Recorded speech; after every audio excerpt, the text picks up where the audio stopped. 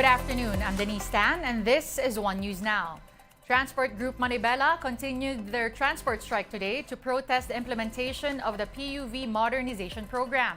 To tell us more about this, we have Mon Gualvez joining us over the phone. Mon, how many drivers participated in today's transport strike? Denise, not less than 200 traditional jeepney units have stopped plying the roads in protest here in Mendiola, Manila. But the Transport Group Manibela estimates those who joined them, Metro Manila went up to 1,000 and 200,000 nationwide. The Transport Group first paraded some traditional jeepneys in UP Avenue in Quezon City. This is to protest the December 31 consolidation deadline in connection with the PUV modernization program of the government. Manibela insists they are not against modernization, but they would want a deeper study of it by the Marcos Jr. administration. The group believes the scheme is prone to corruption. Manibela was supposed to meet with palace officials yesterday, but did not go since some of their conditions were not met.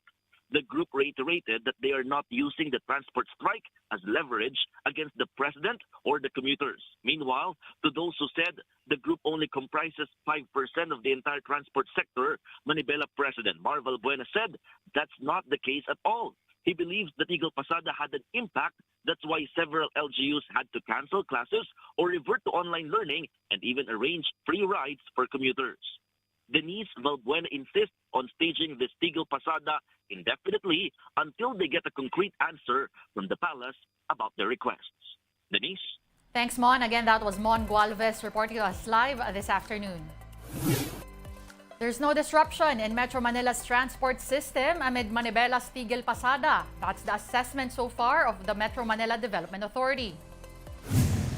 MMDA Acting Chairman Romando Artes said that only 25 drivers participated in Manibela's motorcade. Artes added that the group cannot hostage the transport sector just to get what they want. Meantime, there are free rides or libreng sakay for commuters who might get stranded today.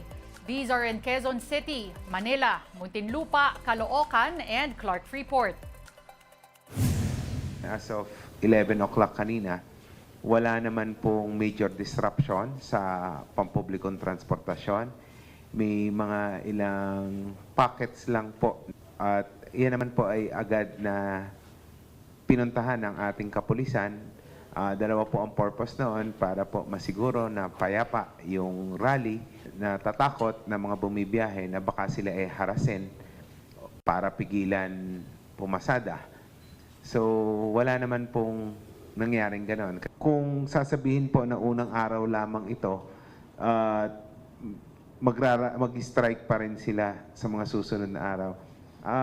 Yun pong ating augmentation ay nakahanda. Kung sabihin nila isang buwan po, will be ready. Meantime, motorists will see mixed adjustments in the prices of fuel products this week. Prices of diesel will go down by nearly 1 peso per liter, while gasoline will be more expensive by 55 centavos a liter. The hike is effective starting tomorrow, October 17. The price adjustment extends reductions in diesel to a second straight week and ends 3 consecutive weeks of rollbacks for gasoline. We're pausing for a quick break. One News Now will be back with more stories after that. Stay with us.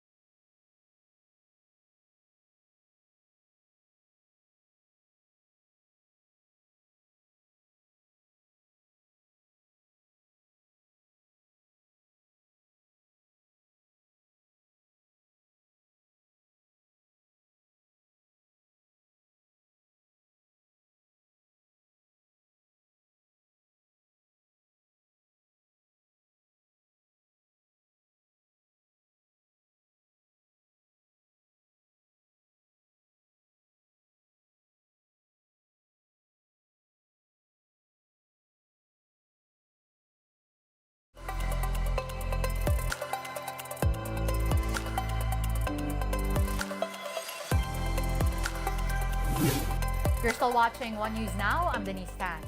Fears are not easing as a wider conflict and a humanitarian crisis emerge amid the Israel and Hamas war. Israel vows to demolish Hamas as its troops prepare to move towards the shattered Gaza Strip. Prime Minister Benjamin Netanyahu had convened Israel's expanded emergency cabinet in a show of unity. On Sunday, Israeli aircraft struck about 250 targets, which they said killed Hamas's southern district commander. Israel's ground offensive is targeting the militant group's member and infrastructure. Hospitals in Gaza are now overwhelmed with injured people. A frantic scene was seen at the hospital in Deir al-Bala, patients in stretchers as some adults carry their bloodied infants in their arms.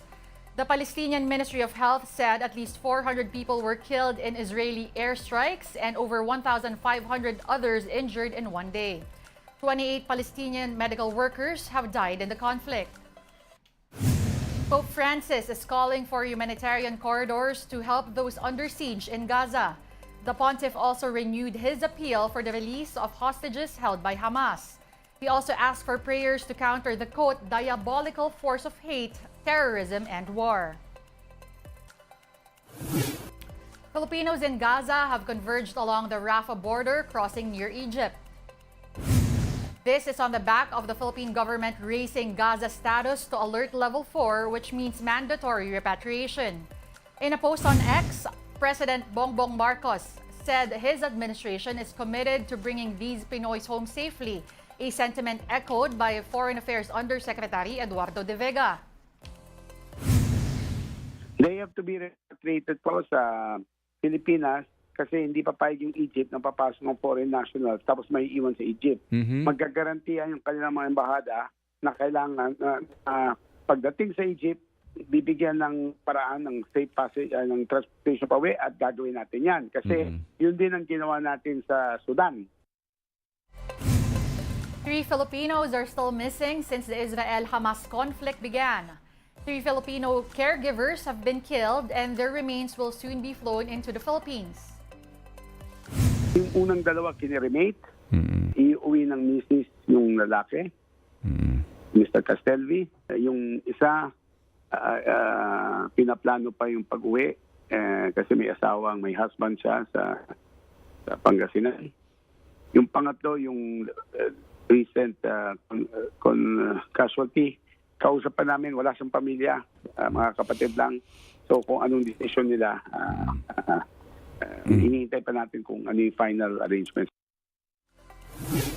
Shifting now to sports, the camp of Gilas naturalized player Justin Brownlee is preparing an appeal. That's after the Asian Games Pinoy hero failed a doping test.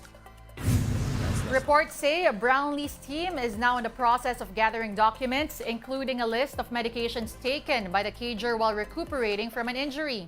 Brownlee went under the knife to remove bone spurs on his ankle before his Asian stint. A second sample from JB is also set to be tested in the coming days. It will confirm the carboxy-THC compound found in his body during the first doping test.